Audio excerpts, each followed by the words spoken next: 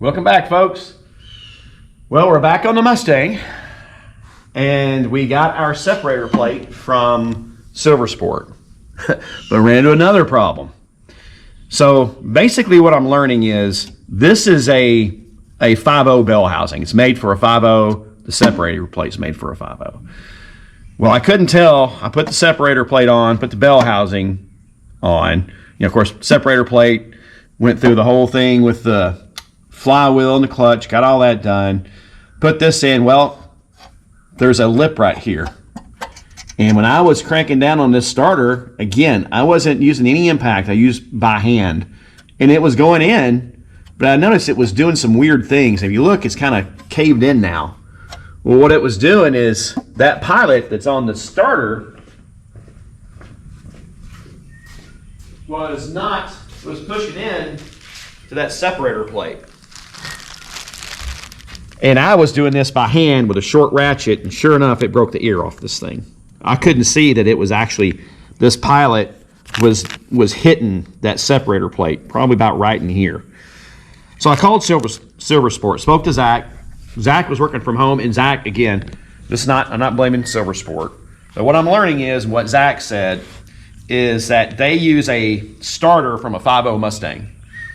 So as you can tell, the newer starter for the 5.0 Mustang 86, 87 is smaller than the old original unit.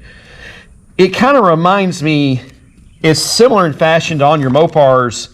They had the great big starter, the factory one, and the default is you always use the Dodge Dakota starter from the 90s. I think that might be what some of you Ford guys do. You use the smaller later model starter. But I'm about to put this thing up here. It being smaller, I don't have to take the suspension apart to get it out. I was actually able to get this out also, but it's a lot bigger. So we're going to get this in here. I'm going to see if this goes flush, first of all. But I got a feeling I'm going to have to get my burr bit. I'm going to have to trim that separator plate so it doesn't kick it over. So let's see what it looks like. This one, now it sits flush. This starter sits flush. So I think what we're going to do, I may try to, I think it's going to, let's see, of course that hole's got to line up there. I think it's trying to go in. Okay, so, I don't know if I got lucky, but it's flush, and it just went in like butter. My ratchet that I'm using, that you saw, it is weak. It's an old Milwaukee, and I did not crank down on it. It just cinched right up. I used my little short ratchet, just hand tighten this. So this may work. We're gonna hook up the wire, and what I'm gonna do is I'm gonna put Trish up in the air, and we're going to see if this thing turns the engine over. Let's pray that it does.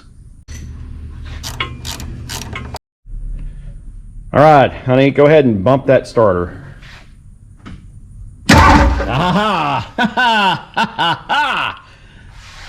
Do it again just for like a second or two. Yes. Oh. It works.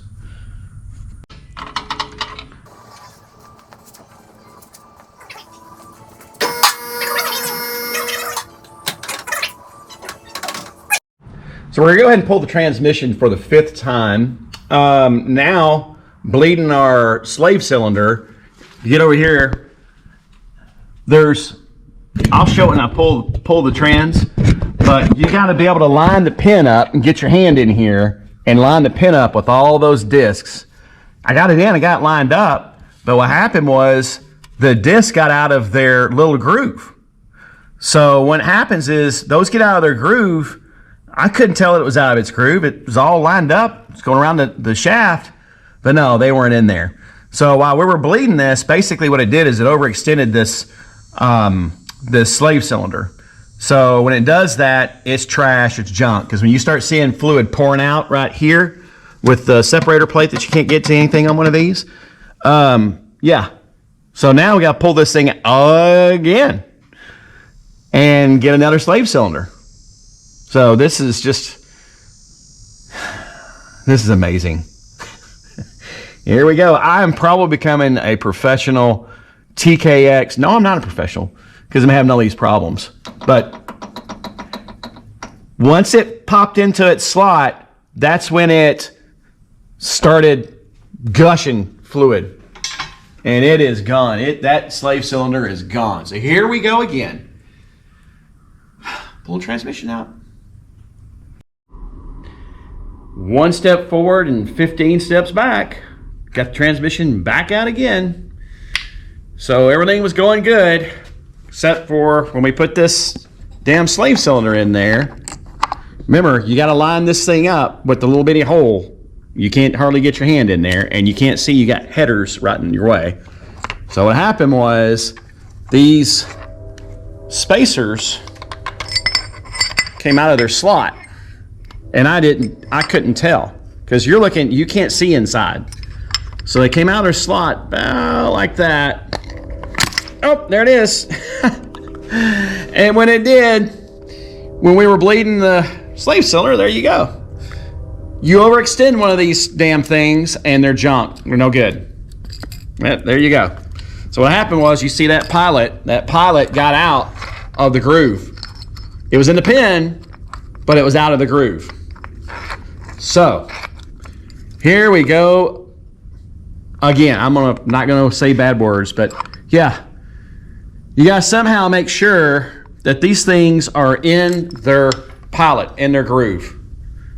So now, gotta call another one, wait another 3 or 4 days for another damn slave cylinder. I gotta tell you, this is getting ridiculous. And I'm not blaming anybody but me. But if you're gonna do one of these, you learn all the lessons I'm learning. I'm doing this for all you guys. You see these little grooves right here, you better make sure when you look in that little window, make sure that everything is flat right here, from the side. Over here to the side right here. Make sure they're all sandwiched in together. Only thing I can tell you is I saw that I wasn't sure what was going on. Then I realized the damn thing was out of the groove. So you're trying to do too damn many things at once, stabbing this thing. And, you know, you guys got a better idea than me, let me know. But yeah, gotta get another damn slave cylinder. So we're gonna get it. We're gonna get it. Well, we got a starter now. Now the starter engages. That's all good. But yeah, I'm getting to be a pro at putting these things in. So thanks everybody that's been following along. Please like, share, and subscribe. Sure does help on our channel. That's the only reason I'm doing this, to share with everybody that does one of these things. I would never do one of these without a lift. Some of you guys are a hell of a lot more man than I am. But anyway, we'll see y'all down the road with another slave cylinder. And thanks everybody. Have a great day.